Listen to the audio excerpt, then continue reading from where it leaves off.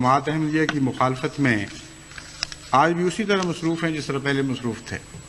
ان کو پتہ ہی نہیں کہ کیا ہو رہا ہے باہر دنیا میں، ان کو یہ بھی پتہ نہیں کہ پاکستان کے اندر کیا ہو رہا ہے۔ صرف ایک ہے رٹ کہ نام کی اسلامی شریعت کی حکومت قائم ہو جائے اور جماعت احمدیہ کے خلاف فتنہ، فساد، افتراء پردازی، جھوٹ، دنگا، سازشیں، یہی ان کی زندگی کا مقصد ہے۔ اس میں مبتلا رہتے ہوئے اس نشے میں مست وہ اپنی زندگیاں گزار رہے ہیں۔ انہوں نے اپنی ہر کوشش کر دیکھی ہے، یہاں تک کہ آج ساری قوم کے لیے وہ خطرہ بن چکے ہیں۔ اس لیے میں نصیحتاً ان کو یہ بتاتا ہوں، حضرت مسیح موعود علیہ السلام کے الفاظ میں بڑی عاجزی کے ساتھ ان کو یہ نصیحت کرتا ہوں کہ اگر وہ اپنی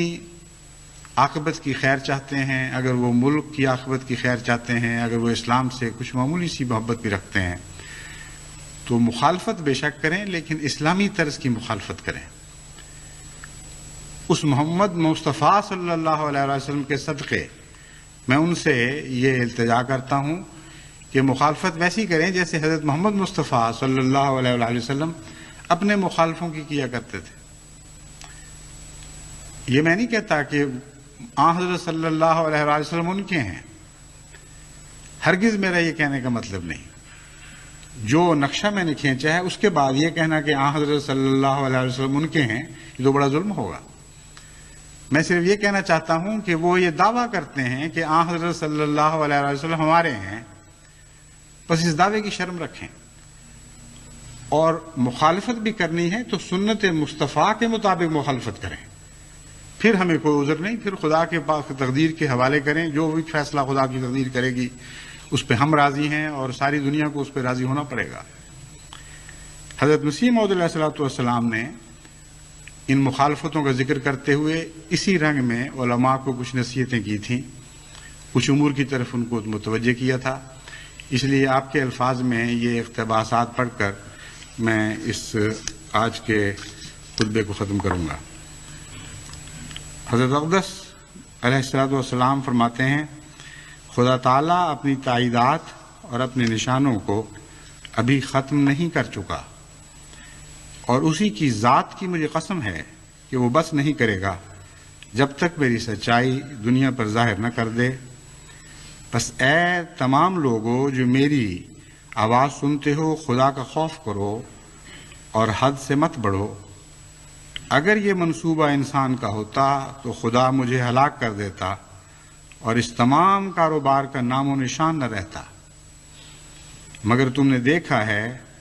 کہ کیسی خدا تعالیٰ کی نصرت میرے شامل حال ہو رہی ہے، اور اس قدر نشان نازل ہوئے جو شمار سے خارج ہیں۔ دیکھو کس قدر دشمن ہیں جو میرے ساتھ مباہلہ کر کے ہلاک ہو گئے۔ اے بندگان خدا، کچھ تو سوچو، کیا خدا تعالیٰ جھوٹوں کے ساتھ ایسا معاملہ کیا کرتا ہے؟ پھر فرماتے ہیں، کون جانتا تھا اور کس کے علم میں یہ بات تھی کہ جب میں ایک چھوٹے سے بیج کی طرح بویا گیا اور بعد اس کے ہزاروں پیروں کے نیچے کچلا گیا، اور آندھیاں چلیں اور طوفان آئے اور ایک سیلاب کی طرح جو شور بغاوت میرے اس چھوٹے سے تخم پر پھر گیا، پھر بھی میں ان صدمات سے بچ جاؤں گا۔ یعنی کون جانتا تھا کہ اس سب کے باوجود میں ان صدمات سے بچ جاؤں گا؟ سو وہ تخم خدا کے فضل سے ضائع نہ ہوا، بلکہ بڑھا اور پھولا، اور آج وہ ایک بڑا درخت ہے جس کے سایہ کے نیچے 3 لاکھ انسان آرام کر رہا ہے۔ پھر آخر پر حضور نصیحتاً علماء کو مخاطب کرتے ہوئے فرماتے ہیں، یعنی ان مخالف علماء کو جنہوں نے اپنی زندگیاں احمدیت کو نیست و نابود کرنے کے لیے وقف کر رکھی ہوئی تھیں اور آج بھی کی ہوئی ہیں، میں نصیحتاً للہ مخالف علماء اور ان کے ہم خیال لوگوں کو کہتا ہوں کہ گالیاں دینا اور بدزبانی کرنا طریق شرافت نہیں ہے۔ اگر آپ لوگوں کی یہی طینت ہے تو خیر، آپ کی مرضی، لیکن اگر مجھے آپ لوگ کاذب سمجھتے ہیں تو آپ کو یہ بھی تو اختیار ہے کہ مساجد میں اکٹھے ہو کر یا الگ الگ میرے پر بد دعائیں کریں اور رو رو کر میرا استیصال چاہیں، یعنی بجائے اس کے کہ تم گند بکنے میں، سازشوں میں، فتنہ پردازیوں میں حد سے بڑھ جاؤ، جیسا کہ بڑھ بھی چکے ہو، میں تمہیں ایک اور طریق بتاتا ہوں۔ اگر تمہیں خدا پر ایمان ہے اور خدا کی خاطر تم مخالفت کر رہے ہو تو دعاؤں سے کام کیوں نہیں لیتے؟ مسجدوں سے نکل کر گلیوں اور گھروں میں فساد برپا کرنے کی خاطر جو بھڑک بھڑک کے نکلتے ہو، واپس مسجدوں کو لوٹو اور مسجدوں میں خدا کے حضور سجدہ ریز ہو جاؤ اور دعائیں کرو کہ اے خدا، یہ وہ شخص ہے جو ظالم ہے، جس نے ایک ظالم جماعت پیدا کی ہے اور جو تیرے دشمن لوگ ہیں، ہم بھی ان کے دشمن تیری خاطر ہیں، بس تو ہماری مدد فرما اور ان کو نیست و نابود کرنے میں آسمان سے کارروائی کر، کیونکہ ہماری زمین کی کارروائیاں تو بالکل ناکام اور نامراد ہو چکی ہیں۔ یہ مراد ہے کہ اس رنگ میں تم دعائیں کرو، استیصال چاہو، یعنی مجھے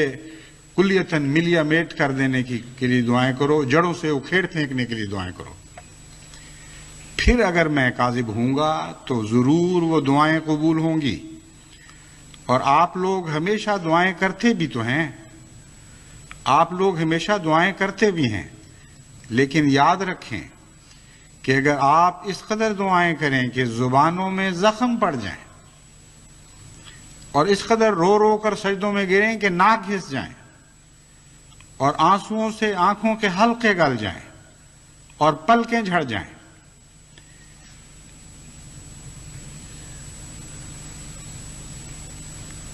اور کثرت گریہ وزاری سے بینائی کم ہو جائے اور آخر دماغ خالی ہو کر مرگی پڑنے لگے یا مالی خولیہ ہو جائے، تب بھی وہ دعائیں سنی نہیں جائیں گی، تب بھی وہ دعائیں سنی نہیں جائیں گی، کیونکہ میں خدا سے آیا ہوں۔ جو شخص میرے پر بد دعا کرے گا وہ بد دعا اسی پر پڑے گی، جو شخص میری نسبت یہ کہتا ہے کہ اس پر لعنت ہو، وہ لعنت اسی کے دل پر پڑتی ہے مگر اس کو خبر نہیں۔ بس یہی ایک طریق رہ گیا ہے۔ علماء کی سرشت کو میں جانتا ہوں، اور باوجود اس کے کہ یہ نصیحت جس طرح حضرت اقدس مسیح موعود علیہ الصلوۃ والسلام نے کامل خلوص سے للہ کی تھی، میں بھی اسی طرح عاجزانہ غلامی کے رنگ میں حضرت مسیح موعود علیہ الصلوۃ والسلام کی پیروی کرتے ہوئے اسی طرح خلوص اور عجز کے ساتھ اور تقویٰ کے ساتھ کر رہا ہوں۔ لیکن جیسا کہ میں نے بیان کیا ہے، ان علماء کی سرشت کو ہم جانتے ہیں، یہ اس طرح متوجہ نہیں ہوں گے۔